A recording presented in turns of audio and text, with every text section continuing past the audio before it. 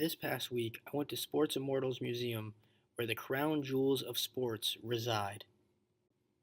While most people come to the museum to learn about Hall of Famers and sports legends, I came with the intention to learn about a particular legend, Joel Platt, the proud founder of Sports Immortals Museum and the proud owner of one of, if not the, most valuable collections in the world.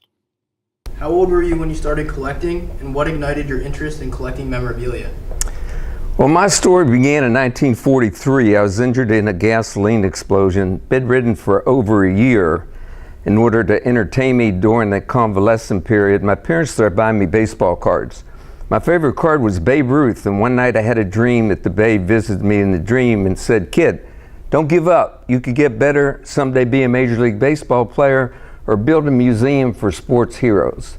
I set my life on a two-pronged journey, became an outstanding shortstop playing in college. Just when I was going to sign with the Boston Red Sox, I injured my arm, so my Major League dream went out the window. But I never lost sight of the other dream, and that was to build a world museum that would honor and enshrine the greatest athletes in sports history. And to that end, over a 70-year period, I've traveled 1 million miles to meet all the greats and widows to curate the largest and most valuable collection in the world. During this million-mile journey, what has been your most memorable moment, and who is your favorite athlete that you have met during this journey? Well, during my million-mile journey to curate 1 million mementos, my favorite athlete was Muhammad Ali.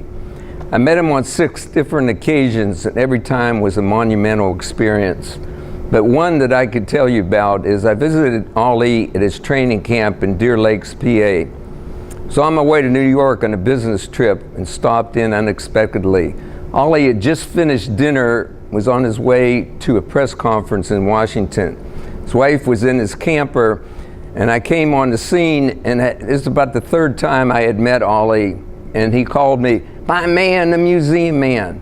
So as soon as I walked in, that was the title he gave me. "Hey, how's my man, the museum man?" I said, "Champ, listen, we're making a wax figure of you. We need your robe, your gloves, your trunks, and your shoes." So he called over his PR man, Gene Kilroy, and he says, "This is my man, the museum man. We need a robe, a trunk, my trunks, my shoes, and my gloves for him." So I said, "Champ, you can't leave because I need to get a picture of you signing these to authenticate him for me." So he said, "Sure." So as Gene Kilroy went off to get the items, I chatted with Ali.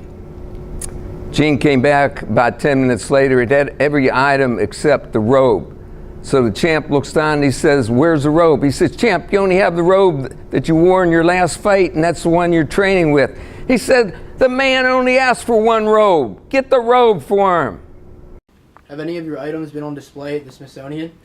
Yes, we were involved with the Smithsonian on a couple different occasions. The most elaborate was the American Heroes exhibit, in which I had the opportunity to meet both President Reagan and Vice President at that time, and then ultimately President George Bush. I'd like to offer an invitation to all the students at Lynn University to come visit the Sports Immortals Museum Showcase in Boca Raton, Florida. This has been Ben Hirschman reporting for Lynn News.